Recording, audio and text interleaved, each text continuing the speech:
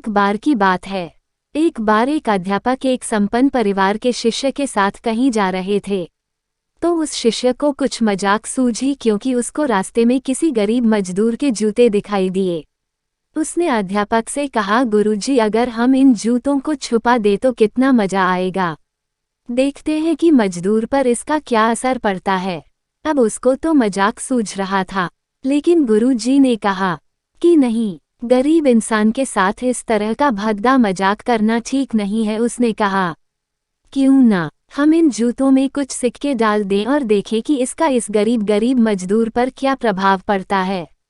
उन्होंने ऐसा ही किया। जैसे ही मजदूर अपना काम करके लौटा और उसने एक पाँव अपने जूते में डाला तो उसको कुछ कठोर सा महसूस हुआ। उसने अंदर हाथ डाला तो उसको कुछ सिक्के दिखाई दिए। वह थोड़ा आश्चर्य में पड़ गया। आसपास किसी को देखा तो कोई भी दिखाई नहीं दिया।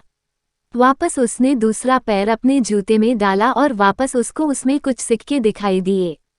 अब दोनों जूतों के सिक्कों को उसने अपने हाथों में रखा और प्रभु की तरफ इशारा किया, हे प्रभु, पता नहीं किस भले मानुष ने यह सिक्के मेरे जूतों में छुपाए हैं, लेकिन जिसने भी छुपाए हैं उसको मेरी दुआ है ताकि इन पैसों से मैं अपने बच्चों और पत्नी के लिए कुछ खाना और दवाइयाँ ला सकूंगा। और इतना बोलकर वह चला गया।